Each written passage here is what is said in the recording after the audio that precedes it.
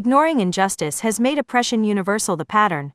A society conditioned to ignore rights violations. When a society accepts the denial of rights for a despised minority or stigmatized group, it weakens the instinct to defend anyone's rights. History repeats a predictable cycle. Redefinition of the target.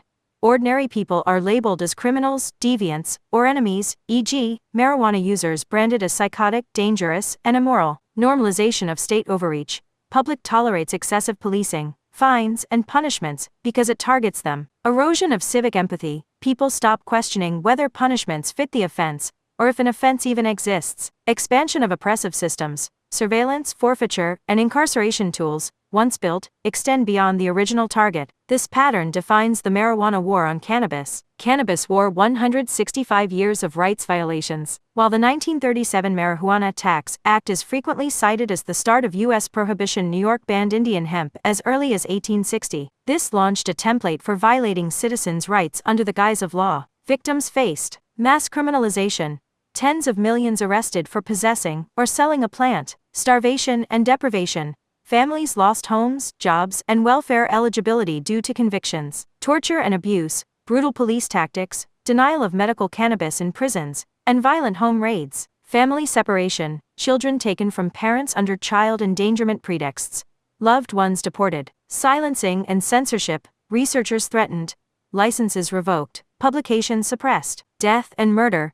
Killings and botched raids. Extrajudicial violence.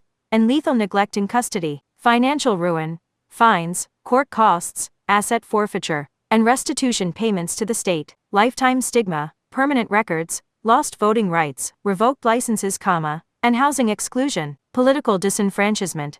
Criminal records suppressed entire communities' electoral power. For 165 years, most citizens stayed silent, accepting propaganda as their neighbors were arrested, starved, tortured, separated, silenced, or killed because it was just about marijuana, the most dangerous drug. Inevitable spread. Abuses extend to all. The machinery built to target cannabis users now ensnares everyone. Below are the violations from the war on cannabis, followed by their expansion to the general population. War on cannabis. Past. Asset forfeiture from drug suspects. Warrantless surveillance of drug areas. Mandatory minimum sentences. Families separated for child endangerment. Denial of medical cannabis in prison. Propaganda to demonize users. Policing justified by war on drugs. Financial punishment and restitution. General population now. Civil asset forfeiture from travelers, small businesses, anyone with cash. Mass digital surveillance of all citizens. Phone and internet data mining. Mass incarceration for nonviolent offenses. Families split by immigration enforcement, poverty-related removals, or mass incarceration. Denial of essential healthcare. Ration medication and broader systems. Algorithmic misinformation. Mass manipulation of public opinion. Militarized policing of protests, dissent, and entire neighborhoods. Debtors' prisons, predatory fines, inflation eroding savings. What society tolerated against cannabis users became a blueprint for universal control. The stigma was a pilot project.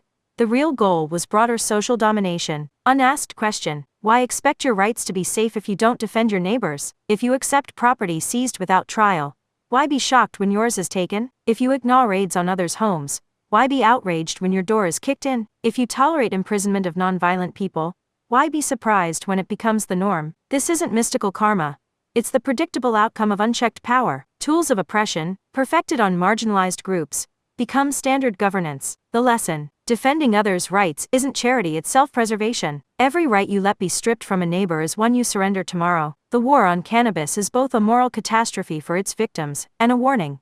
When a society stops defending each other, it paves the way for universal oppression. The pattern repeats: a society conditioned to ignore rights violations. When a society accepts the denial of rights for a despised minority or stigmatized group, it weakens the instinct to defend anyone's rights. Once people learn to tolerate oppression against some, they gradually stop resisting oppression at all. This process repeats throughout history and always follows a predictable cycle. First comes the redefinition of the target. Ordinary people are recast as criminals, deviants are enemies. In the case of cannabis, peaceful users and providers were branded as insane, psychotic, or dangerous predators. Next comes the normalization of state overreach. The public learns to tolerate excessive policing, raids, fines, imprisonment, and family destruction, because it is supposedly happening only to them. Then comes the erosion of civic empathy. Citizens stop questioning whether punishments fit the offense, or whether an offense even exists. Finally comes the expansion of oppressive systems. The surveillance methods, forfeiture schemes, mandatory sentences, and carceral institutions built to target the despised group are never dismantled. They are expanded outward and imposed on the whole population. This cycle defines the war on cannabis. Cannabis War: 165 years of rights violations. Although the 1937 Marijuana Tax Act is often remembered as the beginning of national prohibition, New York criminalized Indian hemp as early as 1860. From that point forward, the machinery of repression was set in motion. By the 1930s, federal propaganda films like Reefer Madness dehumanized users. In 1970, the Controlled Substances Act placed cannabis in Schedule I alongside heroin and LSD, claiming it had no medical use. By the 1980s, the war on drugs escalated into a militarized campaign against entire communities. Each stage widened the net of victims,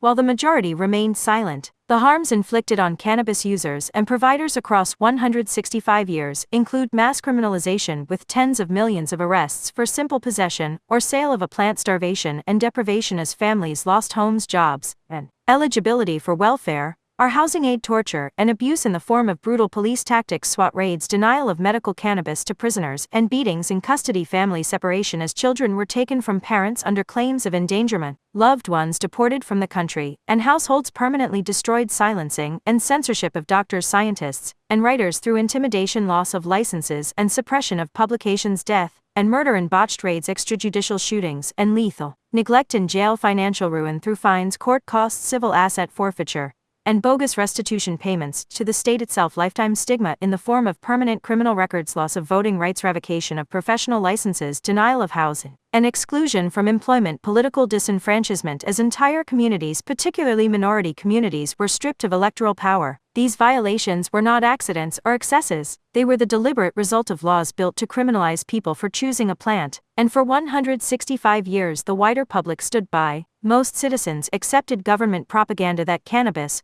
was a menace and justified mass arrests, starvation, torture, separation, censorship, and killing because it was supposedly about drugs. The silence of the majority became complicity. Inevitable spread abuses extend to all. The machinery built to target cannabis users did not stop with them. The same tools of repression have steadily expanded to ensnare the general population. The war on cannabis was the pilot project for universal social control. In the past, cannabis users were stripped of property through asset forfeiture, labeled as drug suspects. Now ordinary travelers, small business owners, and anyone carrying cash are subject to civil asset forfeiture. In the past, police carried out warrantless surveillance of neighborhoods suspected of drug activity. Now every citizen is subject to mass digital surveillance with phone records, internet data, and private communications constantly monitored. In the past, mandatory minimum sentences devastated nonviolent cannabis users. Now mass incarceration swallows up millions for a wide range of low-level nonviolent offenses. In the past, families were separated when parents were accused of cannabis endangerment. Now families are separated by immigration raids, poverty removals,